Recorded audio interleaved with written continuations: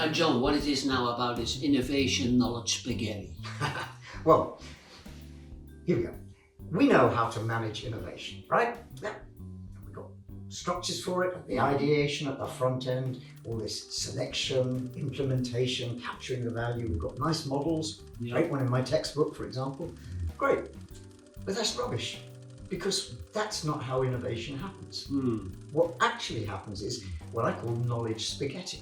You've got all sorts of strands of knowledge. You've got technical knowledge, market knowledge, legal knowledge, financial knowledge, all kinds of knowledge held by different people inside and outside the organization. So our real job in innovation is how do we take all these strands of spaghetti and weave them together into something that's going to create value. My definition of innovation, it's creating knowledge, creating value from ideas, but knowledge spaghetti. In the most recent study in 22, they're very confident about ideation. Well, yeah, we can ideate in the organization and bring up all these ideas. We have all the platforms and tools available, but now because of this changing sort of turbulent world, they're less confident about execution. But for both of those studies for the last 10 years, they were very weak on knowledge sharing and learning throughout the organization, how to create those moments to connect and share with each other, but also customers externally. So this is a great point that we really need to explore and look at how do you prove that through the organization. Now, my experience of corporate environments, and this I want to link back as an individual, who deeply chafes, Karina, with this concept of the way we're trying to connect together and the lack of serendipity that happens. There's a kind of deep conspiracy. I think it started in either Germany or Switzerland, which is to order the universe, deeply taken up by the Japanese as well, which is to create an order about how things are. And as soon as you do that, as soon as you create a set of train tracks, you miss the chance to explore the field, which I think is are we taking up the right strands? I think that's the core thing. We are now in Italy. I live now here 7 months. Yes. And there are 2 ways to eat spaghetti. Now, the Dutch way is quite simple. We have spaghetti, and I have a knife and a fork, and I cut the spaghetti, and I just put it on the fork, and I eat it. Whoa, not in Milano. You go and you get 1 fork. There is no coltello. There is no knife. And I have to turn the spaghetti until it kind of sticks, and then you put it in your mouth. Well, you won't want to see me eat spaghetti. But my question to you is then, so how do you learn to eat spaghetti then your right way? That you get everything off the plate. So, number one, there is no right way, okay? Well, because we haven't built the standard of spaghetti eating yet, right? Not yet. But no, it seems to me, and the reason why for me this is a big challenge. What is the Bessant way to eat spaghetti? Come on, John, what is the Bessant way to eat spaghetti? Come on. Very, very simple. I learned it when I was about sort of 1 year old. You take one end and you suck it up. That's the way to eat spaghetti. Just suck it up. Yeah, but just suck it up. It's the management maxim from hell, right? Now, I don't want to do this, just suck it up.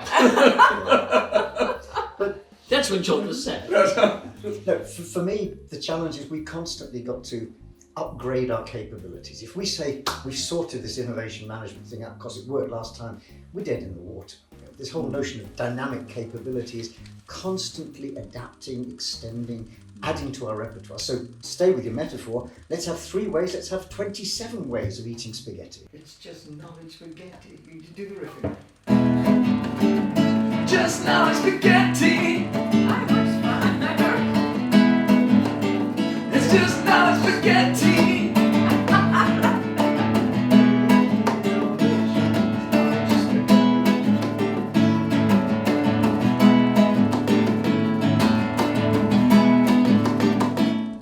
We constantly need to say, whose voices aren't we hearing? Which bit of that spaghetti should we be weaving in? So I'm mixing voices and spaghetti. Can I talk to your metaphor a bit more about this? Go for it. I think I'm yes-ending what you're saying here.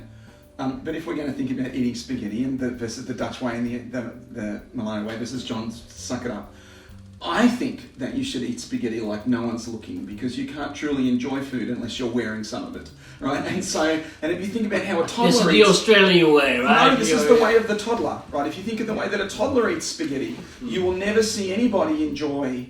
You'll never see anybody enjoy eating spaghetti anything like how a toddler eats spaghetti.